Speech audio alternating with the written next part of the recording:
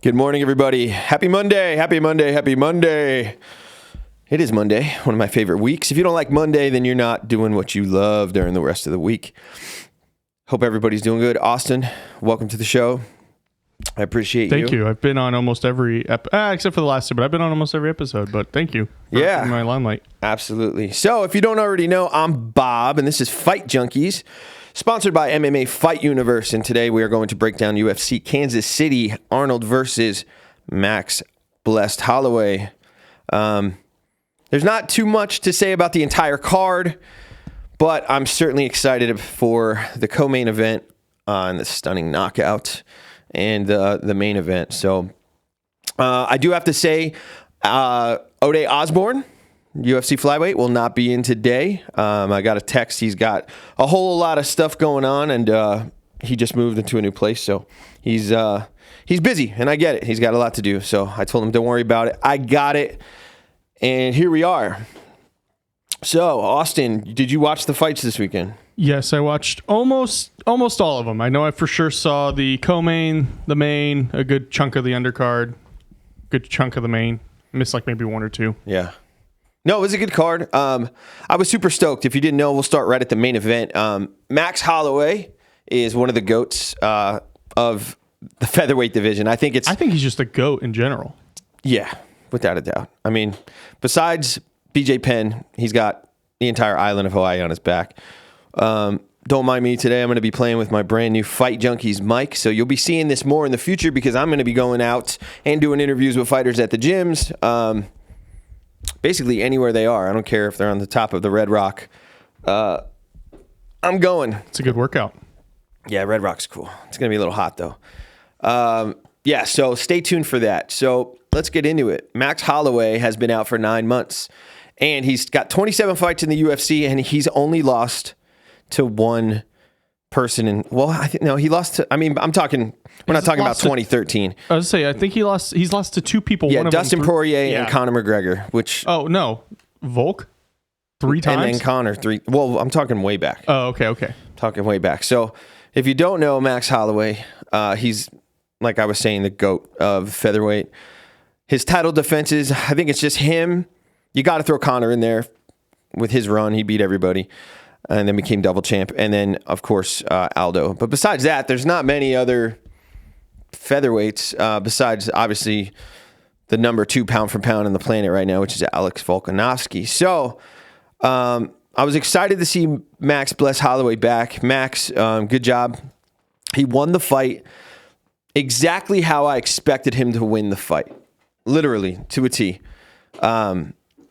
I was nervous this fight, and I think I was one of the few people in our circle who voted in favor of Max winning this fight. He fought against a phenomenal fighter in Arnold Allen out of the UK. Before he fought Max Saturday night, he was 12-0 in his professional fights, with 10 of those being in the UFC, which is not easy to do, which is why he was fighting. Basically, if he beat Max, he would have fought for the belt next. But he lost, and I had a lot of people against me. I think you were one of them. No, I legit said, like, in my heart of hearts, I knew it was going to be Max. I know George was the one saying he thinks Arnold was going to knock him out. I know John. I think John was in favor of Arnold winning. And then, Ode, if you're watching this, I know you're busy. You owe me 50 push-ups. Because you lost. He thought Arnold was going to win. That's the currency we use around here. Yeah, fighters are not allowed to bet, so we don't do any betting besides for push-ups.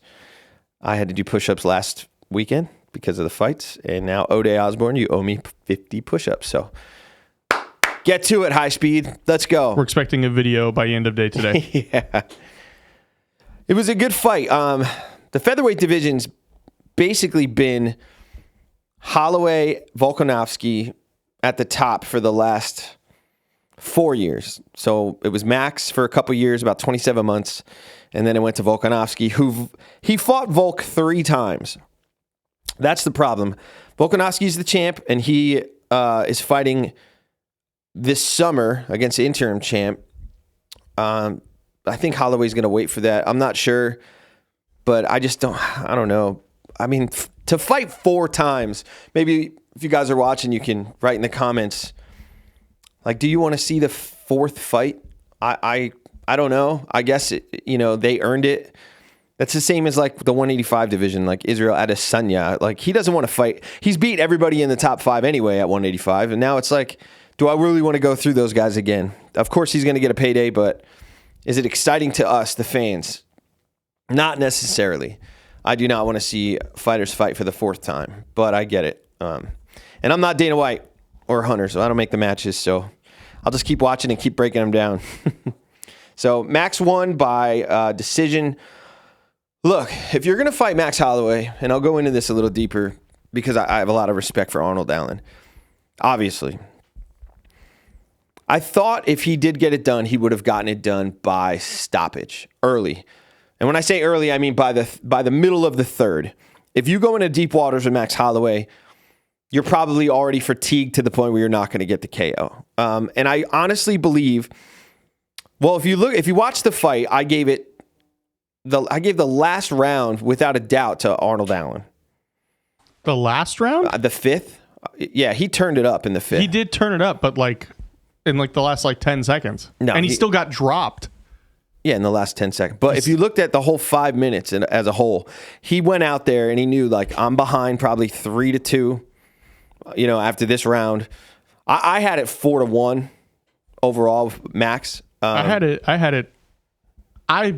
like pretty sure I was going to say like 5-0. Like Arnold had his moments, yes. I don't think it was ever a 10-8 ever in this fight. I think it was 10-9s the whole time, but for sure, like, Max was having, like, it was Max's fight. He was kind of dictating where he wanted it to go. Well, that's what he does. Correct. His pressure, he's not going to give you an inch at all. So you got to take it. And that would be that. I'm not in the corner. I'm not a fighter. I'm not in the UFC, but I've watched thousands of fights. And I got to say that if he was going to win, and I'm sure when he goes back and he looks at the tape now, he's going to say, damn, I should have turned it up. If you know you have the cardio and you have the power, he's overall good, and especially coming from the UK. They don't have like a ton of great wrestlers out there, but his wrestling's pretty solid, good enough to get, good top control and a couple takedowns, which on the scorecards are going to be big, as long, and I don't know. But then again, you're standing across from Max Holloway, who had a reach advantage, who has literally fought the who's who of that division. When he fought Calvin Kattar that night and was yelling, I'm the best boxer in the world, that Max Holloway that showed up beats anybody in 45 or 55, I believe. So it's a tall task for me to sit here and say you should have turned it up. But Arnold had the reach advantage, by the way, by an inch. No. Yeah. I remember vividly seeing that and being like, ooh, Max doesn't have the advantage. Wow. Can you pull up what the rounds, like which rounds they thought? Yeah, give me a sec. But yeah, Arnold Allen, he's only going to get better from this experience. Still only has one loss to a legend. Yeah, but if you look at like the amount of fights that he's had, and then look at the skill level of, he fought Calvin Kattar, but look what Max did to Calvin. So experience-wise, it's just, there's just so much more that Max has, and you're not going to go in there and expect to just run over somebody. And obviously, ring rust did not matter to Max. Yeah, so, sorry, not to interrupt you. Don't say sorry, because you did interrupt. Arnold Allen had a reach of 70.1, and Max Holloway had a reach of 68.9. Wow. 23-7-0. 19-1-0. I don't think this hurts Allen. I honestly think it'll just build him up. He's got more experience now. The amount of eyes, it was his first main event under the bright lights. He went 5 rounds with, one of the greatest of all time in that division. I think he'll come back stronger, without a doubt. Without a doubt. So, what did I can barely see it. Yeah, it's only showing me. Okay. It's okay. Yeah. It's all right. Let's go into the co-main event. There's not much to say about the co-main event. Fireworks. It was over as quick as I looked at my phone. I was like, oh my goodness. Edson Barboza. Edson Barboza, I think he's a little older than me. I think he's 38, just about my age. That guy's been around a while. He doesn't look like it. Genetically, the guy's gifted. He's completely shredded. And to maintain the weight class of 145, a lot of 45ers, I think in all areas of the UFC, maybe not like 85 to 205 because there's like such a big jump. But if you look at like the later years of somebody's career, they're going to go up a weight class. Like Poirier, Connor. Most of these people were 45ers. Now they're 55ers. Same with 35. They go to 45. Izzy. He went up for double champ stuff. He's still 185. Jones, yeah. He was up at heavyweight. He's a big boy now. He did take a lot of time to do it. But, we're going to talk about John Jones too. Because they might end up fighting in MSG. Him and Stipe. We'll see. But Edson Barboza is a complete savage. He's been fighting forever. And I was a little bit worried. He was going in there. Billy's a dog. And he's been... So if you think of like jiu-jitsu and you think of the who's, there hasn't been too many people in that division of 45, like jiu-jitsu wise. But if you talk about the striking that goes on, there's only two people that are completely terrifying. Edson Barboza, and he's got the interim belt right now. Why is this blanking on me? It's blanking on me too. Who just fought the interim champ. He just beat the kid who fights out of Sacramento at Alpha Male. Oh, I'm going to look it up. That's going to bother me. But Edson Barboza, can you pull up any of his, can you pull up that wheel kick knockout? Yeah, I don't think we'll be able to show it though. Oh, then don't worry about it. We want to stay on YouTube.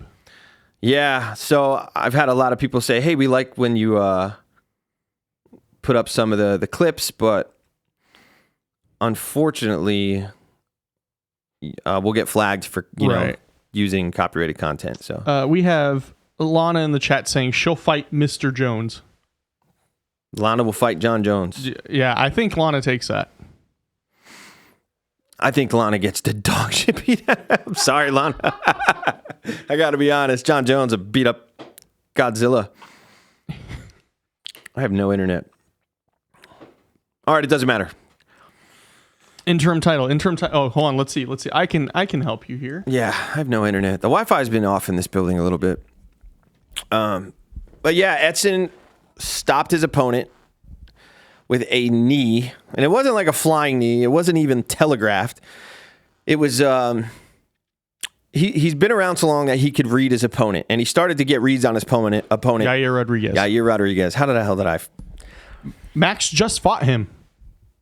Yeah, at the Apex. Yeah. Oh, it's been 9 months. Year and a half? Yeah. No, because didn't he just fight Volk again? Last year? Okay. Nope. Either way, that was a crazy fight. They fought 9 months. His last fight was against him, and now he's the champ. So he's in the top 3. Always has been. But when you fight long enough, you can learn people, literally learn people and what they do and their feints. And that's how he got the knockout. He knew that his opponent was going to throw like a left, an overhand right, and then go in for a single leg. Literally. That he did it twice with no success. And then he went in again. And as soon as he went down to attempt that takedown, as soon as his head dropped below his waist, he got met with the most ferocious knee that I've seen in a pretty long time. I mean, there's been a lot of knees lately, though. Holy shit. Frankie Edgar and Frankie's from Jersey. I love Frankie. Look at these knees. Look at these knees. So he got knocked out. I don't know where that puts Edson Barboza. I don't know how much longer he plans on fighting, if he's going to, go back for another run. But if you're going to be on the feet, that's not a good place to be against Edson Barboza. The only people that have really been successful against Edson Barboza were wrestlers. Khabib completely mauled him on the ground because he knew he couldn't stand with him. And I think the first test, if you know Edson Barboza, when he was in the early stages of his UFC career, when he was just running through everybody, he finally got met with Frankie Edgar. And Frankie, is a complete savage, wrestled his whole life, wrestled at Rutgers in Jersey, and Frankie mauled that kid. And it was the first time Edson had felt like some real D1, D2 wrestling. And there was no success. But if you're going to, if you're not a wrestler and you think you're going to stand with Edson Barboza, there's going to be a problem. I'd like to see Yair Rodriguez and Edson Barboza. I think they did scrap, though. That's one hell of a fight. But other than that, I'm not going to go into too much of the other card. A lot of awesome fights. Pedro Munoz did win. That dude's been fighting since I was in. We're talking 15 years that kid's been in the game. It's crazy how long my era has been around. Like talking to Jake Ellenberger. Shout out to Jake. I remember watching him like way back in the day. And now it's 2023, and all these guys are like retired and just raising their kids and being dads and middle-aged people, I guess. But to think that they fought for 15 years is crazy. That was the heyday back in the Pride days and the Bodog days. You did, put a couple things out there. How'd you do this weekend on your betting? So I started off Saturday morning with $65. Went down to zero after I placed all my bets, and I ended the day with $21. So I had some wins. I was really hoping on Cummings to submit, and he had the arm in triangle multiple times. And I was still really mad that the ref stood him up. With the second time, I get it because he took a point away for that up kick from Herman. But like the first one, like why did he not put him back on the ground? He just let him stand back up. That like I was like, dude, the head and arm was there, and I needed him to win by sub. Man, so you had 65. I don't know. I support you. To be fair, though, I am still working off of the money that I put in during the John Jones fight. Okay, so it's not. Yeah, okay. I started with 60 then, lost a good amount because of Brunson. I killed my parlays, but then I had, I want to say 40 on John Jones to win. And he got me back up to where I was. And then I put 20 on Marab to win. Got that one. Lost a good amount. I won a huge one. I mean, thanks to our Lord and Savior, John Orlando. Had a huge come up on the Edwards fight. I remember. Yeah. I think I came up like plus 600 on that one. And then, yeah, I'm still working. So. Okay, good. Because I was going to say... you don't need to be betting if you only got $65, but it's not even your money. So no, I'm still just working off of that, and I'm under the thing. I'm not really trying to put money in. Yeah, you're just having fun. Yeah, I get it. I do want to say we're gonna ramp it up this week. So stay tuned. It's only been about 5 weeks, and we're starting to hone this thing in. We're gonna have more set schedules, so you guys are gonna know when you can tune in. The posts are going to be a little more professional, I want to say. But there's if you do know Sticky Paws, shout out to Sticky Paws. There's a lot going on, and we're just going to ramp it up a little bit. I got my trusty microphone that I'm going to keep with me all over the place, and I'm super excited. Before we go, I did want to bring up, I know it's boxing and we don't cover boxing a lot, but it doesn't happen a lot where two of the best boxers on the planet face off in their prime. And this Saturday, we have Gervonta Tank Davis fighting Ryan Garcia. It's be a good one. Which is, I don't watch boxing. I think the last time I bought a boxing match was Pacquiao and Mayweather. And it was on my birthday of May of 2015. See, I only watched because we had a boxing show in this room, and they would do like what MMA Junkie does and do the fight companions. But we would do them no matter how big the card was. Yeah, but you were working. Yeah, but I mean, so that's when I started watching boxing, and I saw the last Davis fight with Rolly. That was a good one. Davis is a beast. Davis is 23-0-0, and I think Gervonta Davis is 28-0-0. I think, and I'll say it here, and we could clip it for next week. I think Garcia is going to take it. I think by a left hook. I've been watching them, and I don't know. Gervonta Davis he's a GOAT. He's a power guy, though. But he does a lot of uppercuts, and when he does, he leaves his chin open. And I just think that left hook of Garcia is nasty. That's the reason why people are afraid to fight Garcia. Well, he's a young, 23? I want to say he's either my age or just a little bit younger, yeah. Yeah, he's young, and he's tall. He's got a hell of a reach, and he's strong and fast. So I wouldn't fight him. But so I want to thank everybody. Is there anybody in the chat? We have Gridiron Junkeez telling me I need to put money in because scared money don't make money. Calling you out. That's great. I do want to say that if you are in any type of pain, and this is not a paid promotion, but I got to shout out next door, Max Velocity. What is it? Physical therapy, right? Yep. I've never been Maximum Velocity. Maximum Velocity. There we go. I've never been to physical therapy in my entire life. I've had some injuries when I was younger, especially in the Army, and then ego lifting in the gym. And last week I went next door, and I got my shoulder, PT'd, and it was the weirdest thing because I've had like rotator cuff pain for like a decade, literally, like to where I don't do any overhead presses or any shoulders, which is why your bench could go down, or like if you play baseball, you can't. There's a plethora of things. You can't pick your kids up and throw them in the pool. So one session, and no bullshit, I did one session, and I feel 40% better, which is a lot on one thing. That's huge. Yeah, it was just the most awkward, weird. Like, I mean, I've never had my ass kicked so much with a 2-pound weight in my life, ever. So I just wanted to say thank you to